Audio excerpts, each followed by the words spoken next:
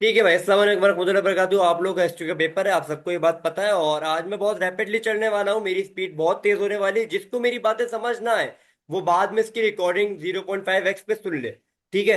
पहली बात, सिर्फ और सिर्फ ये सिलेबस आप लोगों के सामने खुला हुआ है। आपने देखा इससे पहले कि नहीं देखा मुझे नहीं पता, लेकिन मैं इसके अंदर आपको कुछ चीजें समझाना अपना फर्ज समझता हूँ। क्या है? जैसे कि भाई 4 मार्क्स के लिए क्या, किसी भी क्वेश्चन के लिए क्या लेंथ मैटर करती है?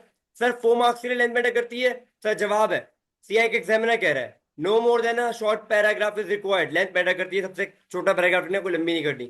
7 मार्क्स के लिए कितना लिखना है? कहता है एटलीस्ट 2 पैराग्राफ्स ऑफ राइटिंग। कौन कह रहा है? सीआई एग्जामिनर कह रहा है। 14 मार्क्स के लिए क्या कह रहा है? 14 मार्क्स के लिए सीआई एग्जामिनर कहता है अप्रोक्सीमेटली 2 पेजेस ऑफ राइटिंग।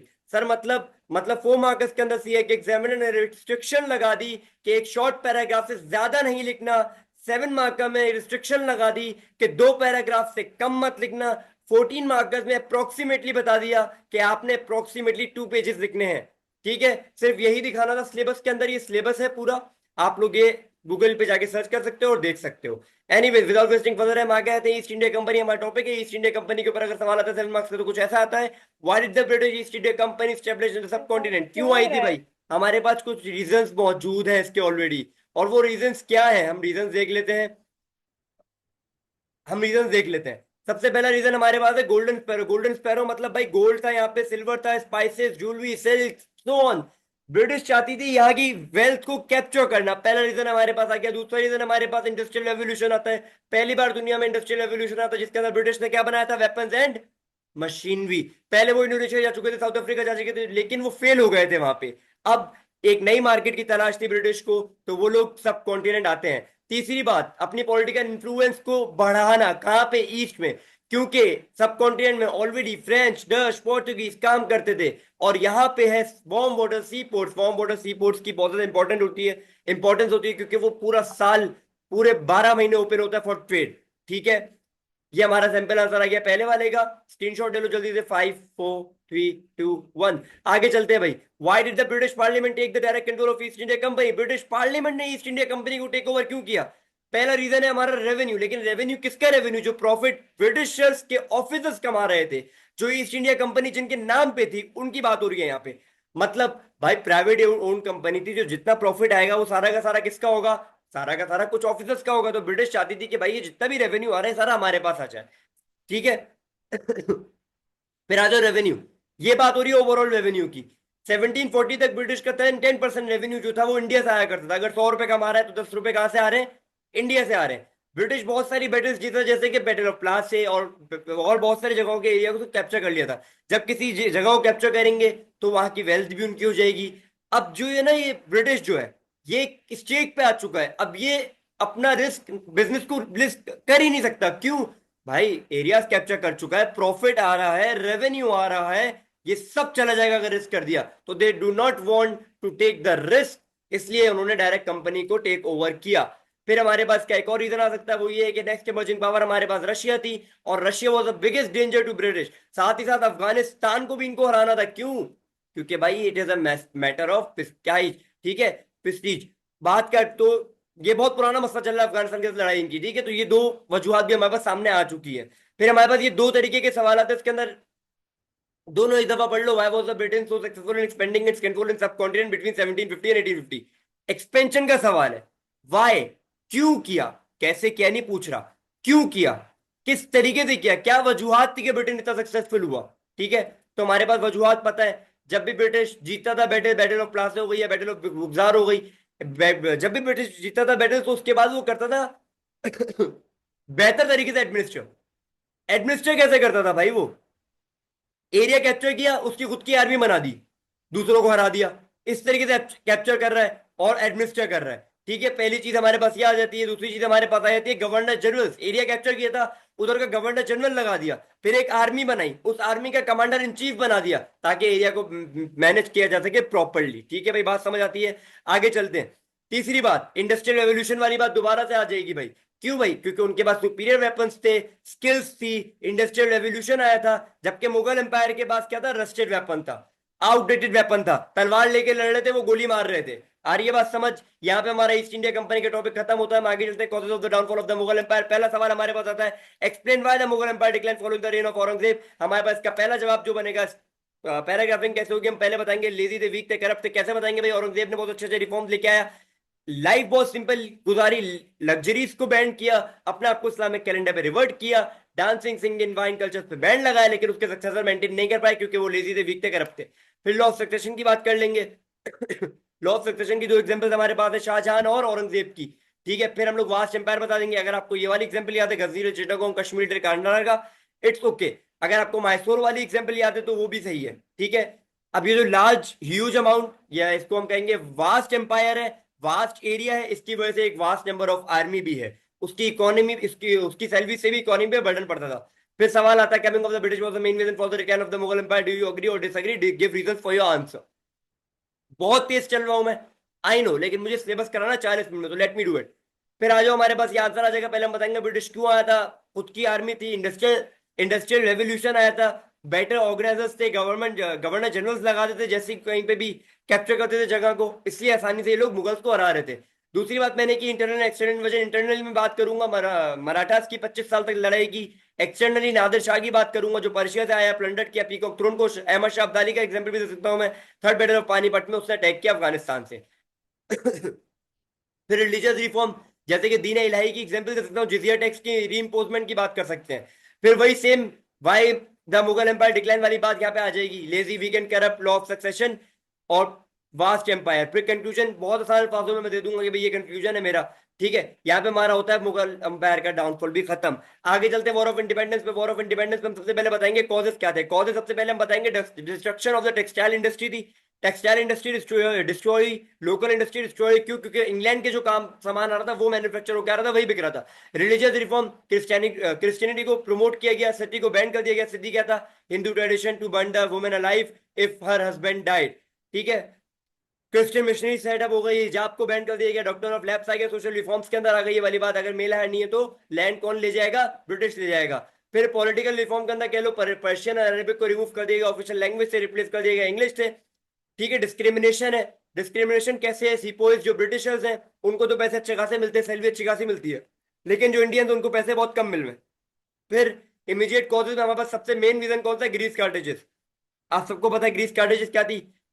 अगर हम लोग इवेंट्स की बात करें तो इवेंट्स हमें पता चल जाते हैं। मार्च 1857 के अंदर मंगल पांडे ने सबसे पहला वो बंदा जिसने रेजिस्ट किया मुगल एम्पायर से, मुगल एम्पायर कह रहा हूँ, मुगल एम्पायर में से, इंडियन में से, उसने बोला मैं ये वेपन इस्तेमाल नहीं करूंगा। उसके बाद मई में कुछ और सिपोइस थे, उन्होंने भी ये रिफ्यूज किया, लेकिन उनको एग्जीक्यूट कर दिया गया।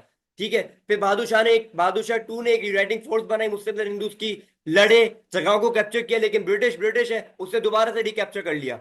ठीक है, हमारे पास सितंबर 1857 के अंदर बहादुर शाह टू भी सरेंडर कर देता है। जून 1858 के अंदर लक्ष्मीबाई भी मारी जाती है, चटिया टोप को एग्जीक्यूट कर दिया जाता है। 1858 अगस्त में वॉर को ऑफिशियली ओवर कर दिया जाता है। रीजन फॉर द फेलियर क्या है भाई? आपस में सेम पर्पस नहीं है, सबका पर्पस अलग है। कोई डॉक्टर ऑफ लैब्स को रिवर्स कराना चाहता है, कोई ग्रीस कार्टेज को रिवर्स करवाना चाहता है, साथ ही साथ लोकल पीपल जो है वो सपोर्ट कर रहे हैं ओपोनेंट को। मतलब एग्जाम्पल हमारे पास मौजूद है, रूलर ऑफ कश्मीर 2000 लोगों की आर्मी देता है ओपोनेंट को कि आप ब्रिटिश से लड़े। साथ ही साथ ब्रिटिश की स्ट्रेंथ बहुत अच्छी थी, वो लोग ज्यादा अच्छे मैनेजर्स थे। ठीक है, उनकी स्ट्रेंथ अच्छी थी, उनके पास वेपन्स अच्छा था। ठीक है, ये बात समझ आती है।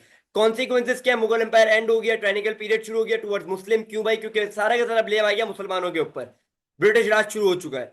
Cancellation of doctor of labs cancel हो गई है और ईस्ट इंडिया कंपनी भी खत्म कर दी गई है। ये कॉन्सिक्वेंसेज में आ जाते हैं। सर सैयद अहमद खान के ऊपर आ जाओ। सर सैयद अहमद खान के नोट्स ये रहे, हम लोग बिलीव बताएंगे। उनके बिलीव ये थे कि भाई 3 बिलीव है मेन। ठीक है, पहला बिलीव ब्रिटिश के साथ काम अच्छा करना है, इंप्रूव करना है रिलेशनशिप को। दूसरा believe Hindus and Muslims are two separate nation. तीसरा believe Muslims should come into politics, but अपनी पढ़ाई करके, इंग्लिश सीख के, वरना कोई जरूरत नहीं आने की। ठीक है भाई, ये 3 हमारे पास इनके बिलीव आ गए। फिर हम इनकी कंट्रीब्यूशन बताएंगे, एजुकेशनल कंट्रीब्यूशन बताएंगे। पर्शियन स्कूल बनाया 1859 के अंदर। ठीक है, मुरादाबाद पे 1863 के अंदर साइंटिफिक सोसाइटी बनाई गाजीपुर के अंदर, जिसका काम क्या था? इंग्लिश से ट्रांसलेशन करना into Arabic, Urdu and Persian. 1877 के अंदर Anglo Anglo oriental college open किया। फिर हम आगे आ जाएंगे पॉलिटिकल सर्विस में बताएंगे। पॉलिटिकल सर्विस में इनको इनविटेशन मिला था कि कांग्रेस ज्वाइन कर, लेकिन उन्होंने कांग्रेस ज्वाइन नहीं की। क्यों? क्योंकि इन्होंने बोला कि भाई कांग्रेस जो सिर्फ और सिर्फ हिंदूज के लिए काम करेगी। बाद में इन्होंने टू नेशन थ्योरी भी प्रोवाइड की, वो हम आगे बढ़ेंगे। रिलीजियस सर्विस के अंदर देखो कमेंट्री ऑन होली बाइबल इन्होंने लिखी, ठीक है। इन्होंने तोहफा हसन लिखी जो कि ट्रांसलेशन थी ऑफ पर्शियन बुक, जिसमें बताया गया था शियाओं का व्यू क्या है। पैम्फलेट लिखा food laws of the book of the people, जिसके अंदर बताया गया अहले किताब के साथ खाना खाना जायज है, मतलब क्रिश्चियन के साथ खाना खा सकते हैं मुस्लिम्स, इस्लाम इजाजत देता है। फिर आ जाओ अलीगढ़ मूवमेंट। अलीगढ़ मूवमेंट के तीन बेसिक पॉइंट से क्यों हुई थी। अलीगढ़ मूवमेंट का बेसिक पर्पस ये था to build a relationship between Muslims and British, persuade Muslims to learn English, Muslims to motivate Muslims to get scientific knowledge and to educate Muslims to work by side with British। फिर आ जाओ इसके बाद हम लोग Hindi Urdu controversy के अंदर। Hindi Urdu controversy जैसे कि 1867 के अंदर हिंदूज ने कुछ बनारस के अंदर बोला कि उर्दू को रिप्लेस कर दो हिंदी से, सॉरी हिंदी को रिप्लेस कर दो उर्दू के साथ। इसके ऊपर एक कॉन्ट्रोवर्सी क्रिएट हो गई थी। तो ये एक बेसिक वजह बनी टू नेशन थ्योरी की। टू नेशन थ्योरी के ऊपर आ जाओ तीन रीजन है। Religious difference. रिलीजियस डिफरेंस के अंदर मतलब क्या है, वननेस ऑफ अल्लाह। हम लोग वननेस ऑफ अल्लाह बिलीव करते हैं, वो लोग मल्टीपल गॉड्स में बिलीव करते हैं। कल्चरल डिफरेंस, हम लोग इंसान मरता है दफनाते हैं, वो लोग जलाते हैं। हम लोग जानवर गाय खाते हैं, वो लोग पूछते हैं। Language difference, Hindi Urdu controversy हमारे पास मेन रीजन है इसका। लैंग्वेजेस में मैं आपको सिर्फ एक चीज बताऊंगा, बल्कि दो चीजें बताऊंगा। Urdu as a national language, Urdu को नेशनल लैंग्वेज चूज क्यों किया गया। यूनाइटिंग फोर्स थी, वास्ट हिस्टोरिक एम्पायर था। तीसरा, पाकिस्तान मूवमेंट में बहुत ज्यादा मदद की। Why was Urdu choose as a national language के सवाल का जवाब बता रहा हूं मैं आपको। अगर कोई भी रीजनल लैंग्वेज है तो एक फॉर्मेट है। फॉर्मेट क्या है, कितनी बोली जाती है, कहाँ बोली जाती है, ठीक है। कितनी पुरानी है, कहाँ बोली जाती है, कितनी बोली जाती है। ये एक पहली चीज हो गई। दूसरी, कोई भी टेलीविजन मीडिया न्यूज़पेपर मैगजीन का नाम। तीसरी, किसी भी पोएट किसी भी राइटर का नाम। चौथी, किसी भी यूनिवर्सिटी का नाम जो एमए तक करवाती हो। ये आसान हो गया आप लोगों की जिंदगी। कैसे, मैं आप लोगों को सिर्फ एक एग्जाम्पल के थ्रू बताऊंगा, ठीक है। वो एग्जाम्पल होगी सिंधी की। चलो वो एग्जाम्पल होगी सिंधी की, कर लो चलो। मैंने बोला कितनी पुरानी है, कहाँ बोली जाती है। मैं बोल रहा हूँ भाई कितनी पुरानी है, जब मैंने बोला तो मैंने बोला बहुत पुरानी लैंग्वेज है, 12th सेंचुरी से बोली जा रही है। कहाँ बोली जाती है, सिंध में बोली जाती है। कितनी बोली जाती है, सेकंड मोस्ट पॉपुलेशन बोलती है। क्यों, क्योंकि सेकंड नंबर पे बड़ा सूबा पाकिस्तान का सिंध है। फिर हमारे पास कोई भी मैगजीन का नाम, बज़्म तालिबुल मौला है हमारे पास, सीके सचिन सरमत अकेडमी हमारे पास। फिर किसी राइटर का नाम हमारे पास आ गया, शाह अब्दुल लतीफ बिटाई आ गए, शाह इनायत आ गए, फेमस पोइट्स आ गए। फिर कोई यूनिवर्सिटी का नाम जो एमए लेवल तक करवा रही हो, Sindh university of Jamshoro MA level तक करवा रही है। बाकी लैंग्वेज को भी इसी फॉर्मेट से लेके चलो, काम हो जाएगा आसान। आगे चलते हैं भाई। पाकिस्तान मूवमेंट पे आ जाओ, ठीक है। अब आ जाओ partition of Bengal. Partition of Bengal क्यों हुआ था भाई, तीन बेसिक रीजन बताने। सबसे पहला रीजन एडमिनिस्ट्रेशन प्रॉब्लम थी। दूसरा रीजन हिंदूज की पावर को कम करना था, मुसलमानों की पावर को बढ़ाना था। तो चौथा तीसरा reason divide and rule policy. Partition के बाद मुसलमानों का रिएक्शन कैसा था, बहुत अच्छा था। वेलकम किया, बहुत पॉजिटिव था, अपलिफ्ट किया मुसलमानों के, बूस्ट कॉन्फिडेंस को, मोटिवेट किया। जबकि हिंदूज का रिएक्शन क्या था, स्वदेशी movement, divide and rule policy का ब्लेम लगाना। साथ ही साथ अटैक्स किए गए किसके ऊपर, लॉर्ड मिंटो पे अटैक हुआ, असैसिनेशन अटेम्प्ट हुआ। 1911 के अंदर इसको रिवर्स किया गया। वजूहत क्या थी, हिंदूज का रिस्पॉन्स पूरा का पूरा, इसकी वजूहत आ जाएंगी। किसने किया, 1911 में दरबार एट दिल्ली के ऊपर जॉर्ज फाइव ने किया, जो इंडिया आए थे विजिट पे, उन्होंने ही इस पार्टीशन को कैंसिल किया। आगे जो सिमिलर डेपुटेशन, डेपुटेशन का मतलब होता है group of people going to somewhere for a purpose, similar deputation, ठीक है। कुछ लोग गए सर लॉर्ड मिंटो से मिलने, अपनी डिमांड रखी। उस डिमांड का सबसे बेसिक डिमांड कौन सी थी, सेपरेट इलेक्टोरेट्स। और वो डिमांड क्या हो गई, एक्सेप्ट हो गई। वो एक्सेप्ट हो गई। मुसलमान इतने ज्यादा कॉन्फिडेंट में आ जाते हैं कि मुसलमान अपनी पार्टी बना देते हैं, formation of all Indian Muslim league. Objective क्या है, अपने इस्लाम को बचाना, प्रैक्टिस करना रिलीजन की, पॉलिटिक्स में आना, आर्य समाज जैसे ग्रुप से अपने आप को बचाना, जो एक्सट्रीमिस्ट ग्रुप था जो हिंदूज में कन्वर्ट कर रहा था। ये चीजें इसके अंदर हमारे पास एम्स एंड ऑब्जेक्टिव में आ रही है। फिर मॉडल मिंटो रिफॉर्म, सर ये पहला रिफॉर्म था, पहला कानून था इंडिया का। कब आया, 1909 में आया। इसमें क्या लिखा गया, इसके अंदर ये चीजें लिखी गई क्या, इंपीरियल काउंसिल की सीट्स हो जाएंगी 60, सेंट्रल एग्जीक्यूटिव काउंसिल की सीट हो जाएंगी 60, बड़े सूबे की सीट हो जाएंगी 50, छोटे सूबे की सीट हो जाएंगी 30, सेपरेट इलेक्टोरेट्स मिलेंगे मुसलमानों को। लेकिन एक और चीज लिखी गई इसके अंदर के 10 साल बाद एक और कानून आएगा, ठीक है। अब मैं कुछ चीजें अभी डायरेक्ट बाय डायरेक्ट पढ़ा रहा हूँ। 10 साल बाद एक कानून आएगा, 1909 में बोला गया। 1919 के अंदर 10 साल हो गए, मॉन्टेक चेसफोर्ड आ गया। लेकिन मॉन्टेक चेसफोर्ड के ऊपर बहुत ज्यादा ऑपोजिशन हुई। तो 1929 में जो कानून आना था उसके ऊपर ब्रिटिश ने बोला एक काम करते हैं, हम लोग पहले बैठ के डिस्कस करते हैं कि करना क्या है, कैसे करना है, क्या कानून आएगा, क्या नाम है, साइमन कमीशन। कमीशन था वो, उसमें डिस्कस किया गया क्या करना है, कैसे करना है, किस तरीके से करना है, ठीक है। साइमन कमीशन की बात हो रही है। रिजेक्ट हो गया।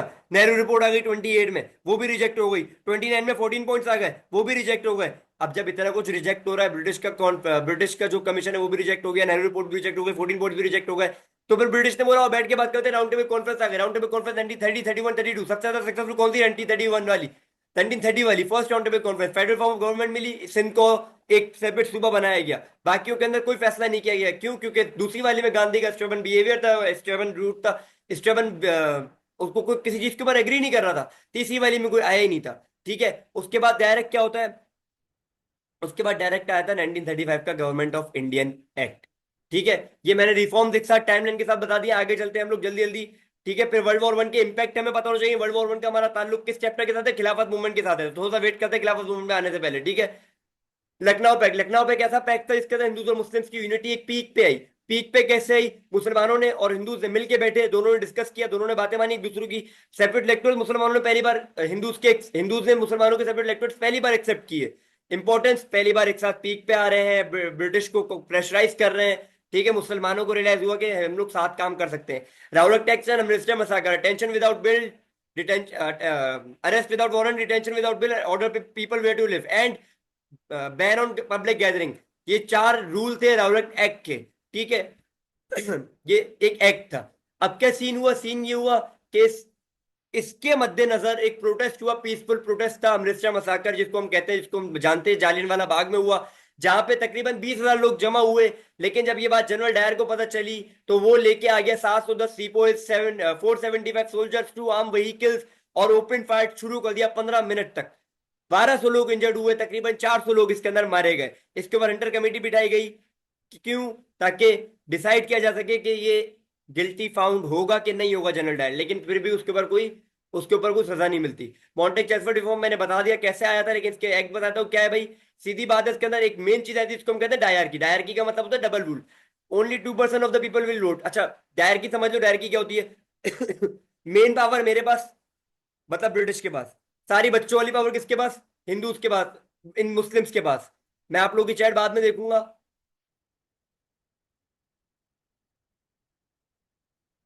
छोड़ दो, जो कर रहा है करने दो, जिसको जो करना है करने दो। ठीक है, अभी हम कंटिन्यू कर रहे हैं, टाइम वेस्ट नहीं करते। एनीवेज, आगे जो नॉन कॉर्पोरेशन मूवमेंट स्टार्ट होगा, नॉन कॉर्पोरेशन मूवमेंट स्टार्ट होती है मॉन्टेक चेसफोर्ड रिफॉर्म के अगेंस्ट। क्यों? 3 रीजन से। राउलट टैक मिनिस्टर बताएगा डिसअपॉइंटमेंट फ्रॉम मॉन्टेक चेसफोर्ड, क्योंकि मॉन्टेक चेसफोर्ड के अंदर ब्रिटिश बहुत ज्यादा डिसअपॉइंट होगा, फेडरल फॉर्म ऑफ गवर्नमेंट नहीं था। कम्युनलिज्म आया था वर्ल्ड वॉर वन के बाद, बहुत ज्यादा डिफरेंस बढ़ जाता है हिंदू और मुस्लिम्स के बीच में। ठीक है, ये वाला चैप्टर हमारा कंप्लीट होता है। खिलाफत मूवमेंट। खिलाफत मूवमेंट क्यों फॉर्म हुई थी भाई? सवाल है। खिलाफत मूवमेंट हमारा ऑब्जेक्टिव क्या था basically? Why was the Khilafat movement formed? To protect the holy places, to defend Khalifa, to protect Ottoman Empire. खिलाफत कॉन्फ्रेंसेस हुई, 2 कॉन्फ्रेंसेस हुई। ठीक है, जिसके अंदर क्या हुआ? पहली वाली में गांधी भी आया था, कांग्रेस भी थी, मुस्लिम लीग भी थी। रेजोल्यूशन पास हुआ कि हम लोग ब्रिटिश की कोई बात नहीं मानने वाले, नॉन कॉर्पोरेशन पॉलिसी लेके आएंगे, और हम लोग एहतजाज करेंगे कि खलीफा को ऐसे ही रहने दो जैसा वो है, जैसा आपने वादा किया था हमसे। ठीक है भाई, डेलीगेशन गई मिलने लीडरशिप ऑफ मोहम्मद अली जौहर में, लेकिन लॉर्ड लॉर्ड जॉर्ज ने मिलने से मना कर दिया, जो कि प्राइम मिनिस्टर था ब्रिटिश का उस वक्त। फेलियर हो गई खिलाफत मूवमेंट। क्यों? हमारे पास कुछ रीजन है। चौरी चौरा इंसिडेंट इसके अंदर है, हिजरत मूवमेंट इसके अंदर, हमारे पास हिजरत मूवमेंट का इंसिडेंट पूरा रीजन हमारे पास मौजूद है। मेन रीजन जो है वो हमारा ये कि मुस्तफा कमाल अतातुर्क ने खुद बोल दिया कि हम लोग ऑटोमैन एम्पायर को खत्म करते हैं। ठीक है भाई, आगे आ जाओ, आगे आ जाओ, आगे आ जाओ, जल्दी आ जाओ। ठीक है भाई, अब हम आगे बढ़े। Simon commission. साइमन कमीशन कब आया? 1927 में। क्यों आया? कानून बनाना था नया। रिकमेंडेशन क्या थी? डायरकी को अबॉलिश करेंगे, सेपरेट इलेक्टेड मुसलमानों को देंगे, एनडब्ल्यूएफपी को सूबा बाद में बनाया जाएगा कि नहीं ये हम देखेंगे, लेकिन सिंध को बना रहे हैं। ठीक है, मुसलमानों की 1/3 seats in the central legislative was rejected. इसको अपोज किया नेहरू साहब ने। नेहरू साहब लेके आ गए अपना खुद का, उसके अंदर क्या था? नेहरू कमेटी, नेहरू कमेटी कह लो या नेहरू रिपोर्ट कह लो। Every Indian has a right to vote, no extra seat for Muslim, 1/4 seat for the Muslim, NWFP को प्रोविंस बनाएंगे, सिंध को नहीं बनाएंगे, हिंदी को नेशनल लैंग्वेज बना देंगे। इसके ऊपर जिन्ना साहब ने 3 अमेंडमेंट दी, लेकिन नेहरू ने रिजेक्ट कर दी। 14 पॉइंट, 14 पॉइंट्स की बात जब हम करेंगे तो हमें ये सारे पॉइंट्स ऑलरेडी पता है। क्या क्या है? 1/3 seat Muslim central legislative, Sindh Baluchistan को प्रोविजनल स्टेटस दो, सिंध को अलग करो। Every person has the vote, every person has the right to vote. ठीक है, कोई भी लॉ पास नहीं होगा जब तक कि 1/3 लोग इसके ऊपर वोट ना कर दें। Muslims had the right to practice their culture, religion, education, ठीक है, according to their constitution XYZ। ये सारी चीजें आपको ऑलरेडी पता है, लिखना आना चाहिए। ठीक है, आगे चलो, ये भी रिजेक्ट हो गया। इलाहाबाद एडवर्स आ गया। इलाहाबाद एडवर्स के अंदर मेन डिस्कशन क्या हुई? बात ये हुई कि भाई सिंध, एनडब्ल्यूएफपी, बलूचिस्तान और पंजाब को एक ग्रुप बना दो, विद इन और विदाउट ब्रिटिश एम्पायर। ये मसला नहीं करता, ये मसले वाली बात नहीं है। भले विद इन ब्रिटिश एम्पायर हो, विदाउट ब्रिटिश एम्पायर हो, कोई मसले की बात नहीं है, लेकिन इसको फर्दर लेके जाए आगे। नाउ एंड नेवर वाला पंपलेट हमारे पास है चौधरी अहमद अली का, उसके अंदर चौधरी अहमद अली कहते हैं कि हमें ब्रिटिश एम्पायर के विदाउट चाहिए अपना पाकिस्तान। राउंड टेबल कॉन्फ्रेंस मैंने आपको समझा दी 2 मिनट पहले। आगे चलते हैं, गवर्नमेंट ऑफ इंडियन एक्ट के ऊपर आए थे, मेन फीचर्स देख लेते हैं इसकी।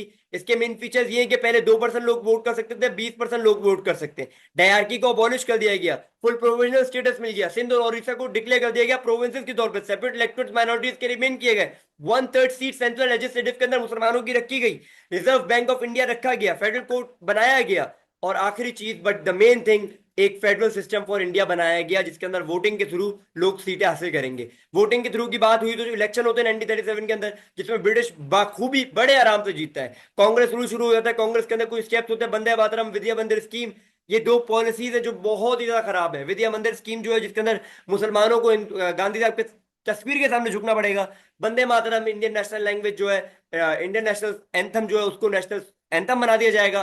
अजान बैन कर दी गई, नमाज बैन कर दी गई मस्जिदों के अंदर, गाय की कुर्बानी बैन कर दी गई। अब क्या होता है, अब एक मसला हो जाता है, वर्ल्ड वॉर 2 शुरू हो जाती है, ब्रिटिश को चाहिए होती है सपोर्ट। जब सपोर्ट चाहिए होती है तो कांग्रेस कहता है कि अभी के अभी हमें दो separate homeland, quit India movement. British कर देती है मना, क्विट इंडिया मूवमेंट आ जाती है, सारे के सारे मिनिस्टर क्या करते हैं, रिजाइन कर देते हैं। जिन्ना साहब कहते हैं कि भाई हम इसको नहीं मानते, ये एक ब्लैकमेलिंग स्ट्रेटेजी है, इसके ही वजह से जो रिजाइन किया था इसी वजह से हम लोग डे ऑफ डिलीवरेंस सेलिब्रेट करते हैं। ठीक है, आगे जो पाकिस्तान रेजोल्यूशन होता है, नौ नंबर वाली बात मैंने आपको बताई, वो इधर बताई गई थी 1940 में। ठीक है आगे आ जाते हैं, क्रिप्स मिशन। क्रिप्स मिशन आया, क्रिप्स मिशन के अंदर बोला गया 2-3 चीजें।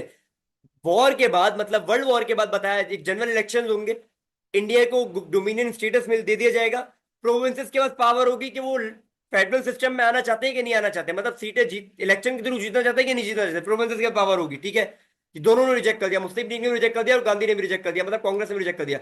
जिना गांधी, तो गांधी साहब कहते हैं मुझे जिना साहब आपसे मिलना, जिना साहब कहते हैं आ जाओ मिलने। जिना साहब मिलते हैं तो ये कहता है भाई आप ये पाकिस्तान का जो ख्वाब है ये छोड़ दो, इस पे कुछ नहीं रखा। जिना साहब कहते हैं कोई जरूरत नहीं, हमें आपकी भी टाटा बाय बाय। ये बात है। लॉर्ड विविल इन सिमला कॉन्फ्रेंस, लॉर्ड विविल प्लान का नाम है, सिमला कॉन्फ्रेंस एग्जीक्यूशन है। विविल का प्लान ये था, एक कमीशन बनाया जाएगा, एग्जीक्यूटिव काउंसिल बनाई जाएगी, 5 मुसलमानों की 5 हिंदूज की, सबने एग्री किया इसके ऊपर ठीक है भाई, सबने एग्री कर लिया। लेकिन हुआ क्या, मुसलमानों को 4 सीटें मिली, 5 नहीं मिली। खिजर हयात तेवाना जो था तो मुसलमान, लेकिन मुस्लिम लीग का नहीं था, वो सपोर्ट करता था कांग्रेस को, इसलिए मुसलमानों ने इसके ऊपर एहतजाज किया और विविल प्लान भी फेल हो गया। सैमन शिमला कॉन्फ्रेंस भी फेल हो गई। फिर आज जो इलेक्शन दोबारा से जनरल इलेक्शन हो, इसके अंदर मुसलमान अपनी जगहों पर जीतते हैं, कांग्रेस अपनी जगहों पर जीतते हैं। वजूहात क्या होती हैं, हमारा 1937 वाला जो इलेक्शन हुआ था उसके बाद ट्रायंगल पीरियड जो हमारे पास चला था वो हमें पता है क्या हुआ था। मोहम्मद अली जिन्ना का जो रोल था वो हमें पता चल गया, जिसकी वजह से काफी हमें पता चलता है कि पाकिस्तान बनना जरूरी है, तो इसलिए मुसलमान अपनी जगहों पे जीतते हैं। एक्सपीरियंस आ गया था बेसिकली। ठीक है, cabinet mission plan, cabinet mission plan का शॉर्ट टर्म प्लान है, लॉन्ग टर्म प्लान है। शॉर्ट टर्म प्लान ये है कि एक कमीशन बनाया जाएगा, ऑल इंडियन कमीशन, वो बताएगा पार्टीशन करना है कि नहीं करना। कांग्रेस ने रिजेक्ट किया, वो ये सोचते थे कि मुस्लिम लीग के हक में फैसला कर देंगे। मुस्लिम लीग ने रिजेक्ट किया, वो सोचते थे कांग्रेस के हक में फैसला कर देंगे और पार्टीशन नहीं करेंगे। ये फेल हो गया। लॉन्ग टर्म प्लान, इंडिया को 3 हिस्सों में डिवाइड किया जाएगा, Hindu majority, west Muslim and Bengal और असम, मतलब ईस्ट पाकिस्तान वेस्ट पाकिस्तान। जिन्होंने एक्सेप्ट किया, लेकिन नेहरू ने बोला आपके जाने के बाद करेंगे हम लोग, मतलब ब्रिटिश के जाने के बाद करेंगे। इस स्टेटमेंट के ऊपर जिन्होंने भी बोल दिया कि नहीं हम तुम्हारा प्लान नहीं मानते। डायरेक्ट एक्शन डे, इतने सारे पहले नॉन कॉर्पोरेशन मूवमेंट हो गया, स्वदेशी मूवमेंट हो गया, इतनी सारी चीजें पहले कर चुका था कौन, हाँ याद रखना जरूरी है गांधी कर चुका था। पहली बार जिन्ना साहब ने बोला निकलो दिखा दो अपनी पावर, इतने लोग निकलेंगे, उनमें से 4,000 लोग कलकत्ता में मारे गए थे, ग्रेट कलकत्ता किलिंग के अंदर।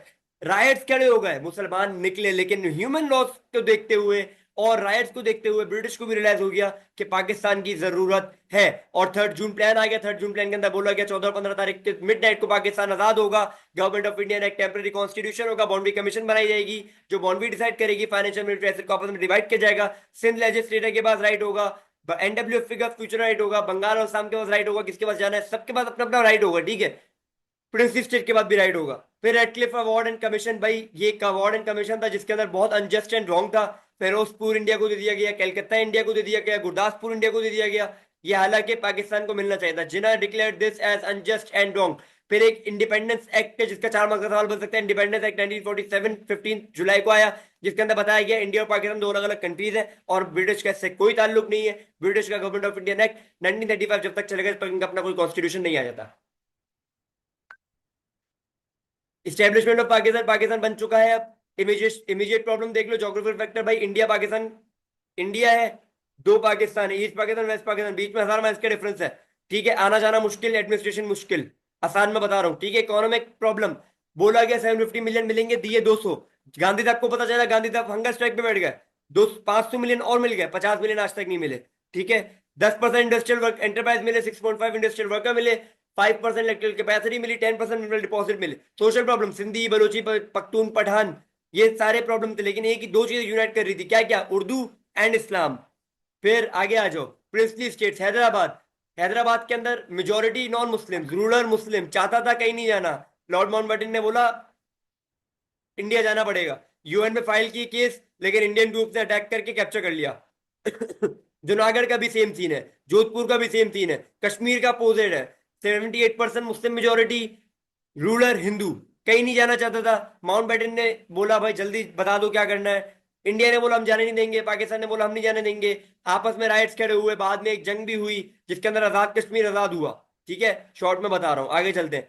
मिलिट्री एंड गवर्नमेंट एसेट्स की बात करूँ, 36% रेशियो पाकिस्तान को मिलना, 64% इंडिया को मिलना था। Forces and arm forces and military की बात कर रहा हूं मैं। 1.5 लाख आर्मी ऑफिसर्स मिले पाकिस्तान को, जिसमें से सिर्फ और सिर्फ 2,500 ट्रेंड थे। तो ब्रिटिश से 5,500 ब्रिटिश वर्कर्स अपॉइंट किए, किसने, जिन्ना साहब ने। ठीक है, ताकि ट्रेनिंग हासिल करा सके। 16 आर्टरी फैक्ट्रीज थी। ठीक है, इंडिया ने उसके बदले में हमें क्या दिया, 60 मिलियन रुपीज दिया।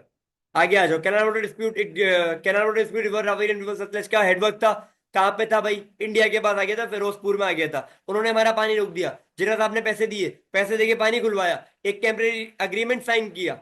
Temporary agreement and Indus water treaty दोनों अलग चीजें, याद रखना।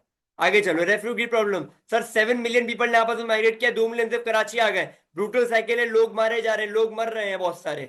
ठीक है, तो जिन्ना साहब ने एक रेफ्यूजी रिलीफ फंड अनाउंस किया, जिसके अंदर लोगों से कहा कि आओ डोनेट करो। ठीक है, गवर्नर की हम लोग देख लेंगे, इसको हम छोड़ देते हैं, आगे चलते हैं।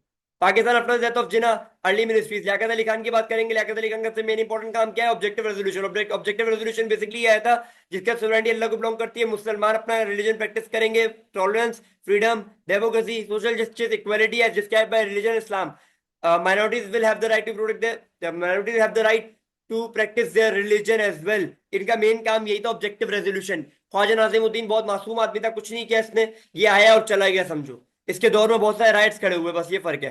गुलाम मोहम्मद साहब ने बहुत काम किया, 3 ईयर डेवलपमेंट प्लान आया, सुई में गैस को डिस्कवर किया, नेचुरल गैस को। फिर फ्लड आया 1951 के अंदर, शॉर्टेज ऑफ फूड हुआ, and the anti Ahmadis movement form हो गई, बहुत सारे राइट्स खड़े हुए। गुलाम मोहम्मद ने डिसमिस किया ख्वाजा नाजिमुद्दीन को कैबिनेट से, उनको क्रिटिसाइज किया कि आपने सही से काम नहीं किया।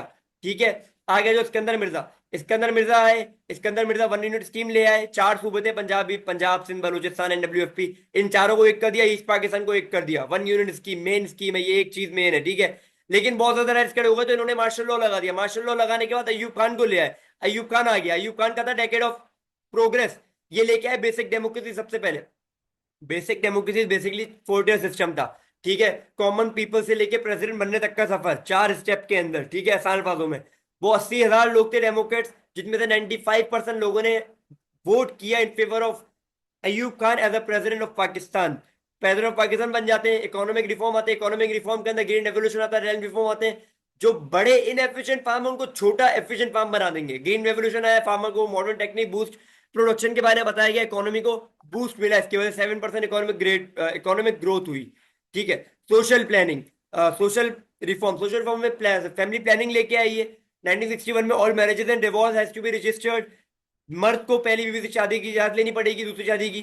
ठीक है, ये सारी चीजें। फॉरेन पॉलिसी के अंदर इंडस वाटर ट्रीटी साइन की, इंडो पाक ताशकंद अकॉर्ड भी साइन किया इंडो पाक वॉर के अंदर। याया खान आ गए, याया खान का मेन काम क्या है, इन्होंने रिवर्स की 1 यूनिट स्कीम को, इलेक्शन करवाए पाकिस्तान के, लेकिन उसका शेख मुजीबुर रहमान जीत गया। शेख मुजीबुर रहमान जीता दिल्ली की पावर को, जिसके रिजल्ट, और एक तो उन्होंने एक बहुत अहम काम किया था, मिलिट्री एक्शन लेके आ गए ये लोग। एक सिविल वॉर चल रही है, मिलिट्री को बीच में घुसेड़ दिया इन्होंने।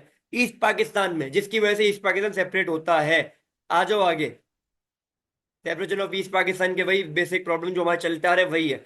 ठीक है, इंपॉर्टेंट है लेकिन टाइम कम। बेनजीर भुट्टो साहब की बात करेंगे, बेसिक हम लोग छोड़ देंगे, आगे आएंगे।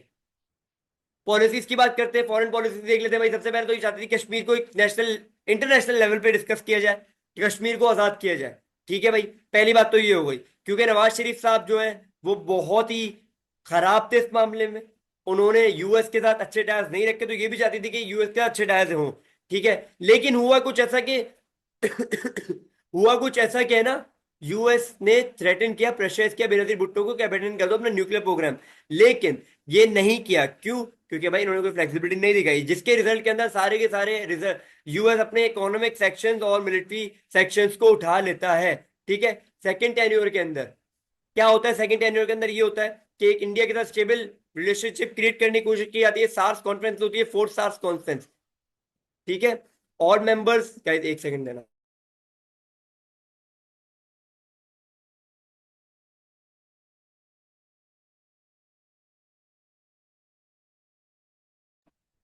ठीक है, फोर्थ सार्स कॉन्फ्रेंस होती है जिसके अंदर इंडियन मेंबर भी पाकिस्तान आते हैं इस्लामाबाद में। इकोनॉमिक रिफॉर्म देख लो, एफडीआई फॉरवर्ड डायरेक्ट इन्वेस्टमेंट पे इनका ज्यादा फोकस था कि भाई डायरेक्ट इन्वेस्टमेंट ज्यादा होनी चाहिए। टैक्स कलेक्शन को इंप्रूव किया इन्होंने।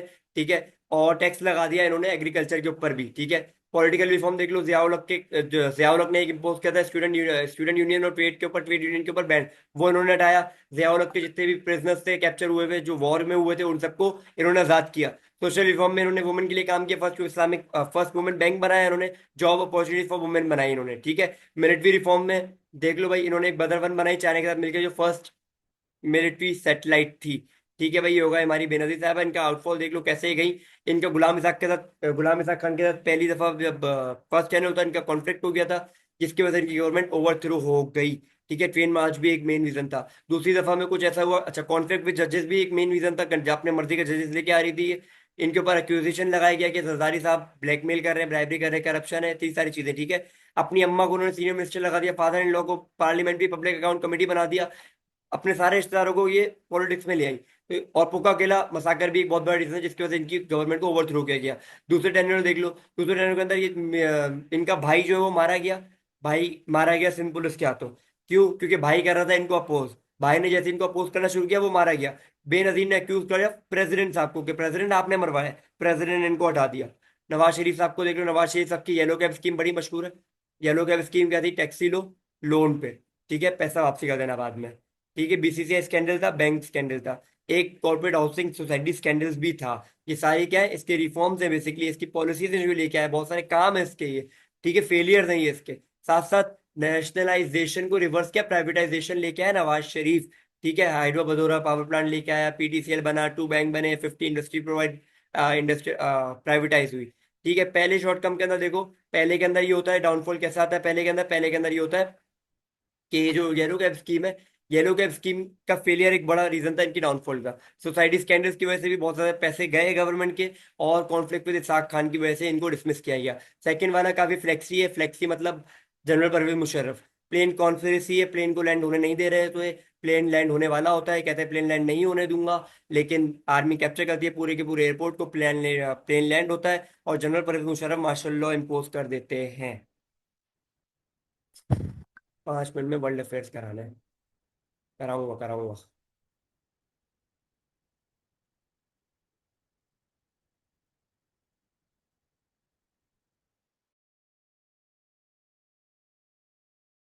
ओके, अच्छा, इसके अंदर डायरेक्ट आ जाओ। सबसे पहली बात हम लोग क्या करेंगे, Pakistan relation with organization. UN है हमारे पास, यूनाइटेड नेशन एंड अथॉरिटी, हमने उनके साथ मिलकर साइन किए। कश्मीर के ऊपर हमने आवाज उनके ऊपर उनके कश्मीर में आवाज हमने वहां जाके उठाई है। ये सब चीजें बेसिक है, इतना कोई इंपॉर्टेंट नहीं रखता, लेकिन एक दफा ये वाले नोट्स पढ़ लेना। ओआईसी है इस्लाम, ओआईसी क्या है? ठीक है, ओआईसी की कॉन्फ्रेंस होती है अलग अलग मुल्क के अंदर, एक दूसरे को सपोर्ट करने के लिए होती है। सिर्फ नाम की रह गई है, फलस्तीन के लिए कोई आवाज उठा नहीं रहा इसके अंदर, वो अलग बात है। ठीक है, इसकी वजह से इंडिया और पाकिस्तान का रिलेशन अच्छा हुआ था जब इंडियन रिप्रेजेंटेटिव पाकिस्तान आए थे ओआईसी की मीटिंग के लिए। रशिया के साथ हमें नेगेटिव और पॉजिटिव पता होना चाहिए। जितनी भी नेगेटिव चीजें रशिया की है ना, वो सारी की सारी पॉजिटिव हो रही है यूएसए के लिए, क्योंकि रशिया ने इन्वाइट किया लियाकत अली खान को। ठीक है, और यूएसए ने भी किया। ये लोग कहाँ गए? यूएसए गए पाकिस्तानी। सीटो ज्वाइन किया, सेंट्रो ज्वाइन किया, नेगेटिव, सारे नेगेटिव बता रहा हूँ पहले। ठीक है, एनीवेज, यूएसएसआर अफगानिस्तान की जंग हो गई, और उसके अंदर यूएसए ने एड किया, पाकिस्तान ने सपोर्ट किया किसको, यूएसएसआर एंड अफगानिस्तान को। ठीक है। रशिया गिव करता है, रशिया देता है इंटरेस्ट फ्री लोन 11 पाउंड का। ठीक है। और कश्मीर के ऊपर भी अपना स्टांस को रिवर्स करता है, अभी आ गया अपना पॉजिटिव। ठीक है। जुल्फकार अली भुट्टो भी कोशिश करता है रिलेशनशिप फॉर्म अच्छा करने की। ठीक है। स्टील मिल बनाता है पाकिस्तान के अंदर रशिया। ये वाली चीजें इसके अंदर पॉजिटिव हैं। ठीक है। सही है, आगे आ जाते हैं हम लोग। यूएसए के साथ जो वहां पे नेगेटिव था, यहाँ पे पॉजिटिव हो जाएगा। यूएसए के साथ मिलने गए, यूएसए से फंड लिया, सीटो ज्वाइन किया, सेंटो ज्वाइन किया। ठीक है, ये सारी चीजें हमारे पास हैं। लेकिन यहाँ पे हमारे पास जो मैंने जो पहले पढ़ा है, जब बेनजीर को बोला गया कि आपने अपना, क्या है एटम बॉम्ब क्या होता है, मेरे जबान पे वर्ड नहीं आ रहा है। एनीवेज, अपना प्रोग्राम जो भी है बंद करो। तो बेनजीर साहबा ने बोला नहीं मैं बंद नहीं करूंगी, तो अपने सारे इकोनॉमिक सेक्शन वगैरह बंद कर दिए। ये एक नेगेटिव पॉइंट भी है, यूएसए का नेगेटिव भी है। यूएसए की एम्बेसी को इस्लामाबाद में आग लगा दी गई, ये भी एक नेगेटिव पॉइंट है। ये वाली चीजें याद रखनी पड़ेंगी आपको। यूके वाला रिलेशन इतना इंपॉर्टेंट नहीं है, लेकिन इसका सीटो और सेंटो आता है बेसिकली। एक दफा पढ़ लोगे काम हो जाएगा। चाइना हमारा बहुत अच्छा दोस्त है, लेकिन चाइना पाकिस्तान बनने के बाद बना था, ये बात याद रखना। ठीक है। $600, $600 मिलियन का इंटरेस्ट फ्री लोन दिया है। हमारे पास पूरा सी पैक बन रहा है। हमारे पास ट्रेडिंग हाईवे है, पूरा का पूरा सीरीज ऑफ ट्रेड्स हमारे पास साइन हुई हुई हैं। नहीं किया था, किसी ने भी नहीं किया था। न्यूक्लियर प्रोग्राम, हाँ न्यूक्लियर प्रोग्राम, जबान पे नहीं आ रहा था उसको। एनीवेज, बांग्लादेश का रिलेशनशिप हमारा अच्छा होना शुरू शुरू जब हुआ, जब बांग्लादेश बने हुए 2 साल हो चुके थे। 1974 के अंदर जब ओआईसी की कॉन्फ्रेंस हुई लाहौर में, तो बांग्लादेश को रिकग्नाइज किया गया इसमें पहली बार। ठीक है भाई। ट्रेड एग्रीमेंट साइन नहीं हुए, जिया और रहमान गुड रिलेशन के लिए वहां गया। एक फ्लड आया, जब फ्लड आया 1985 में, तो पाकिस्तान मदद कर रहा। जब पाकिस्तान का खुद हिस्सा था बांग्लादेश, जब मदद नहीं की। एनीवेज, ठीक है। ईरान के साथ रिलेशन इतना इंपॉर्टेंट नहीं है कल के लिए, तो भले स्किप मार दो। अफगानिस्तान भी नहीं है, अफगानिस्तान 21 में आया हुआ है। आ सकता है वैसे अफगानिस्तान भी, कर ही लेना, ज्यादा मुश्किल नहीं है। Anyways guys, as promised 40 minute में सिलेबस करवाना, करवा दिया। ठीक है। लग गया। Take care, all the best guys. कोई सवाल हो, मेरा व्हाट्सएप नंबर आप सबके पास मौजूद है, क्लास का रिव्यू जरूर देना। इस आईडी में मेंशन, व्हाट्सएप के ऊपर रिव्यू जरूर देना। All the best for your exam. My WhatsApp number is with you guys, you can ask me any question. ठीक है। उसी वक्त आप लोग मुझसे पूछ सकते हो, उसी वक्त आप लोग मुझे तंग कर सकते हो। ठीक है। Thank you so much guys, take care, अल्लाह हाफिज। दुआ करूंगा, बिल्कुल दुआ करूंगा, दुआ क्यों नहीं करूंगा।